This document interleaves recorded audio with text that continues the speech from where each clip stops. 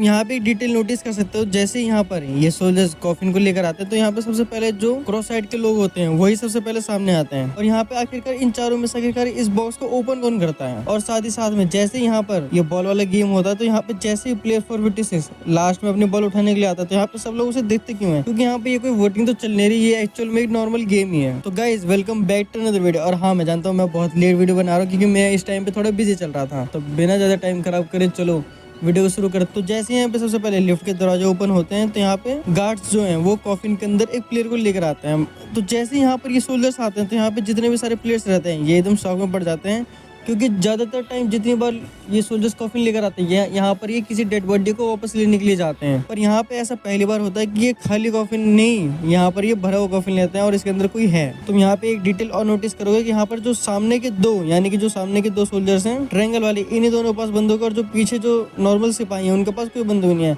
But actual में आखिरकार ऐसा क्यों? क्योंकि अभी थोड़ी देर पहले इन सोल्जर्स को पुलिस के बीच में तगड़ी लड़ाई हुई थी। क्यों? क्योंकि हमने लास्ट सीजन में देख लिया था, लास्ट एपिसोड के अंदर जैसे ही जो सारे सोल्जर्स रहते हैं वो प्लेयर्स के ऊपर हमला कर देते हैं और यहाँ पे जितने भी सोल्जर्स रहते हैं वो सारे प्लेयर्स को सरेंडर करने के लिए बोल देते हैं और यहाँ पे सारे जो लोग हैं वो सरेंडर कर देते हैं। और इसी वजह से यहाँ पे जितने भी गन्स पड़ी होती है और जितने भी गोलियां रहते हैं वो सारे सोल्जर्स ले जाते हैं। उसके थोड़ी देर बाद ही यहाँ पे जितने भी सोल्जर्स हैं यहाँ पर वो आते हैं और इनके हाथ में से दो के पास गन होते हैं, क्योंकि यहाँ पर पता है कि किसी प्लेयर के पास कोई भी गन है ही नहीं, इसलिए यहाँ पर वो बेफिक्र होकर आते हैं। फिर उसके बाद जैसे यहाँ पर ये चलते हैं तो यहाँ पे तुम नीचे देखोगे ये जो प्लेयर्स है बिल्कुल एकदम सेंट्रल में चल रहे हैं, जैसे वोटिंग के टाइम पे नॉर्मल प्लेयर्स चलते हैं। इसका मतलब ये है जो यहाँ पे सोल्जर्स हैं यहाँ पर ये बिल्कुल भी बुरा नहीं माने, बुरा तो बहुत माने बट लेकिन यहाँ पे फ्रंटमैन का ऑर्डर है इसलिए यहाँ पर कुछ नहीं करते हैं और ये बिल्कुल सीधा चलते आता नॉर्मल चीज रख देते हैं। इससे ये बता रहे हैं कि तुमने जो करा वो करा, बट लेकिन अब जो आगे गेम होगा ना वो तुम ईमानदारी से खेलोगे और हमारे अंडर में खेलोगे। और तुम इस वाली सीन में यहाँ पे एक चीज और नोटिस कर सकते हो, यहाँ पे तुम देख सकते हो पूरे फ्लोर के ऊपर यहाँ पे अभी भी खून पड़े हुए हैं। तो यहाँ पे तुम देख सकते हो कि यहाँ पे ज्यादा टाइम नहीं बीता है, यहाँ पे फ्लोर पे जो खून अभी तक पड़े हुए तुम यहाँ पे खूनों की निशान दे सकते हो। इसका मतलब अभी इस बात को ज्यादा टाइम नहीं हुआ, ये बहुत करंट का ही सीन है। फिर उसके बाद हम यहाँ पे अगले सीन की तरफ बढ़ते हैं जहाँ पे हम देखते हैं यहाँ पे जैसे ही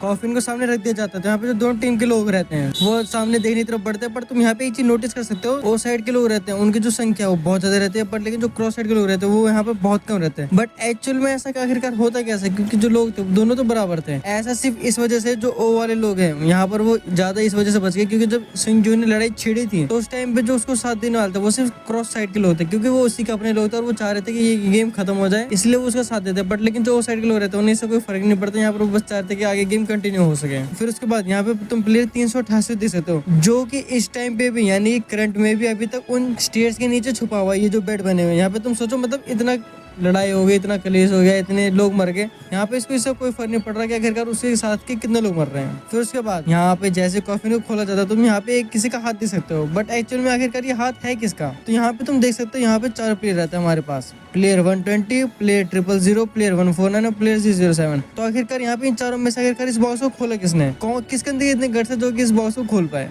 तो देखो मैं तुम्हें चीजें पहले क्लियर कर देता हूँ। यहाँ पे प्लेयर 000 तो ये काम कर नहीं सकते क्योंकि यहाँ पे वैसी पेट है। तुम यहाँ पे अब देखो वो अपने पेट पे भी हाथ रखे हुए हैं, यहाँ पे उसके अंदर इतने गट्स नहीं है कोई यहाँ पर एक डेड बॉडी को खोलेगी। और रही बात प्लेयर 007 की तो यहाँ पे उसकी माउस के आगे है इसलिए यहाँ पे उसको वो खोलने देगी नहीं। तो यहाँ पे जो प्लेयर बचते हैं वो 120 यहाँ पे 149। तो यहाँ पे ये चीज 100% कंफर्म हो जाती है कि यहाँ पे जो ये कॉफिन है इसको प्लेयर 120 ने ही खोला है, क्योंकि इस टाइम पे सबसे ज्यादा पावरफुल वही है, क्योंकि जो बढ़िया है यानी कि प्लेयर 149 है वो बहुत ज्यादा डरी हुई थी इतनी सारी लड़ाई को लेकर। तुमने लास्ट सीजन में भी ये चीज नोटिस करी होगी, जब यहाँ पे प्लेयर 120 यहाँ से बंदूक और गोली लेके लड़ाई करने के लिए जाती है तो यहाँ पे प्लेयर 149 उसको रोक देती है, कहती है कि तुम इतनी जल्दी नहीं मर सकते। तो ये चीज यहाँ पर भी कंफर्म हो जाती है कि जो प्लेयर 149 है उसने यहाँ पे कॉफिन को नहीं खोला है और इस कॉफिन को जो खोला है वो प्लेयर 120 ने। फिर उसके बाद हम अगली सीन में देखते हैं यहाँ पे जैसे यहाँ पे वोटिंग हो रही होती है, बट एक्चुअल में ये कोई वोटिंग है नहीं। और आखिरकार में ऐसा क्या क्यों रहा? तो तुम यहाँ पे ये चीज नोटिस करोगे, तुम दोनों साइड में दोनों तरफ के लोग देख सकते हो यहाँ पर, क्योंकि जैसे पहले वोटिंग हो रही थी वहाँ पे ओ साइड के लोग दूसरे सेंटर में थे और क्रॉस साइड के लोग दूसरे सेंटर में थे, क्योंकि जो सोल्जर्स हैं फ्रंटमैन के कहने की वजह से उन्होंने वोटिंग बंद करवा दिया है, क्योंकि जितने भी लोग बचे हैं अब वो उनकी मर्जी से गेम खेलेंगे, खुद की मर्जी से नहीं।